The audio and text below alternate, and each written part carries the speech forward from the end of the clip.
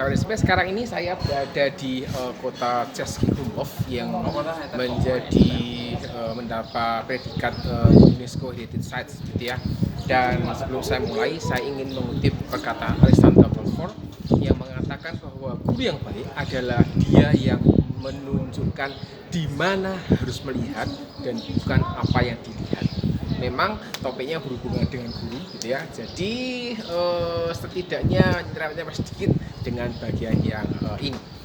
Kalau detail lagi topiknya apa begitu ya. Topiknya berhubungan dengan satu pertanyaan atau satu pertanyaan ya, satu fenomena yang berkembang di masyarakat, yaitu orang tua itu adalah atasannya guru atau orang tua adalah bosnya guru.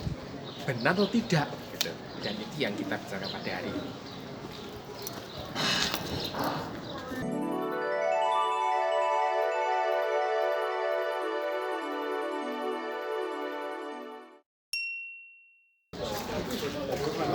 Asumsi yang berkembang terkait dengan orang tua adalah atasnya guru itu berawal dari prinsip atau satu fakta bahwa ternyata yang namanya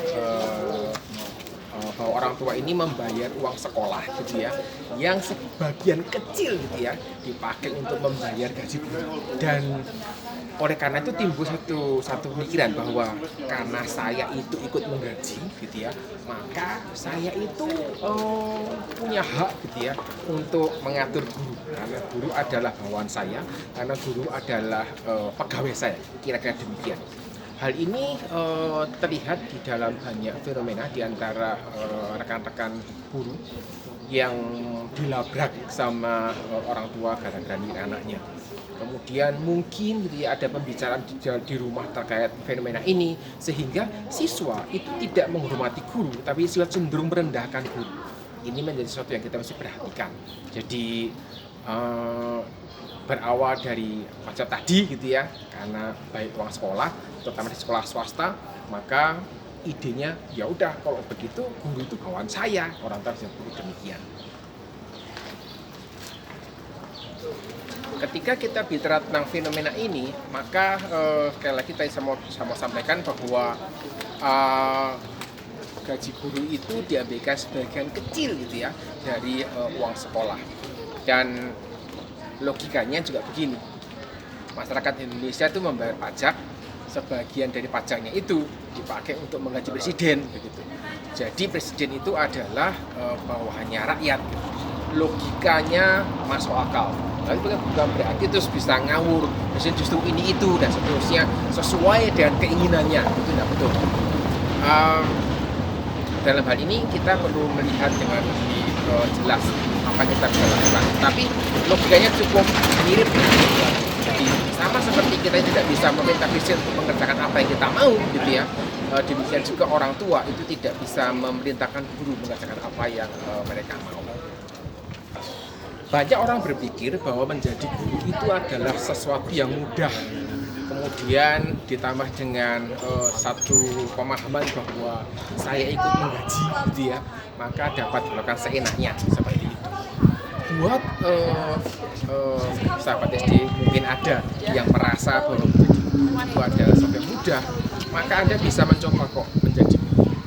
Anda bisa mencoba menangani kelas gitu ya, mengajar di dalam sebuah kelas gitu ya, bagaimana manajemen kelas, bagaimana mengatasi siswa yang mungkin bandel gitu, bagaimana berhadapan dengan orang tua yang ngotot gitu ya, bagaimana menghadapi siswa yang tidak mengerti seperti itu.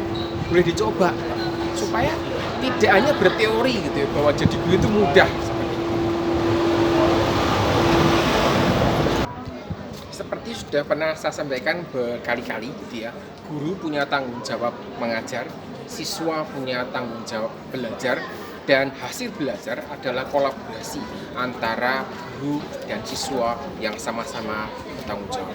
Jadi ketika ada fenomena orang tua melabrak guru karena urusan nilainya anaknya itu buruk gitu ya, maka perlu dicari jauh lebih dahulu gitu ya, memastikan dahulu mana gitu ya pihak yang tidak mengerjakan tanggung jawabnya. Dan di dalam banyak kasus yang saya perhatikan, cukup banyak itu dari sisi siswanya tidak bertanggung jawab dalam belajar, kemudian bercerita ke orang tuanya gitu ya, kemudian orang tuanya panas gitu ya, langsung dilabrak. Itu menjadi satu hal yang cukup umum ya, sering terjadi, dan itu bukan hal yang kita bisa benarkan. Oleh karena itu mari gitu ya, kita sebagai orang tua kita belajar untuk mengevaluasi setiap informasi dengan lebih baik. Kalau termakan informasi begini, berarti orang tuanya kena hoax ya. Logikanya itu ketika guru itu menjadi bawahannya orang tua, maka guru ini punya banyak atasan. Orang tuanya berapa? Satu kelas ada 30 siswa, berarti ada 30 orang tua atau 30 pasang orang tua yang menjadi bosnya guru. Terus setiap orang bisa punya keinginan yang tidak sama gitu ya. Mustahil gitu ya. Logika aja tidak masuk akal seperti itu. Kemudian ditambah juga masih ada kepala sekolah, ada pemilik sekolah, pemilih ketua yayasan misalnya, yang juga kadang ikut campur seperti itu. Jadi logika bahwa orang tua itu adalah atasannya guru karena ikut menggaji, itu adalah logika yang kiri yang harus diluruskan, dan itu tujuan saya membuat video ini. Oleh karena itu saya mengajak sahabat semua untuk kembali meluruskan hal ini, untuk kembali melihat peran masing-masing, untuk kembali melihat tanggung jawab masing-masing. Ketika orang tua itu bayar uang sekolah gitu ya, itu bukan menggaji guru semata, tetapi juga bagian dari memberikan kepercayaan, kemudian bagian dari tanggung jawab orang tua ikut bertanggung jawab dalam studi anaknya. Kemudian ya bukan berarti terlepas tangan terus bisa mengatur guru. Guru juga punya tanggung jawab mengajar yang harus dikerjakan dengan sungguh-sungguh. Siswa juga punya tanggung jawab belajar juga dengan sungguh-sungguh. Orang tua punya tanggung jawab juga terkait memotivasi belajar anaknya dan tidak full diserahkan kepada sekolah. Oleh karena itu, mari dengan mengerjakan tanggung jawab masing-masing, kita bisa memperbaiki situasi ini, kita bisa memperbaiki sosial media Indonesia, dan terlebih kita bisa mendapatkan hasil yang lebih baik lagi.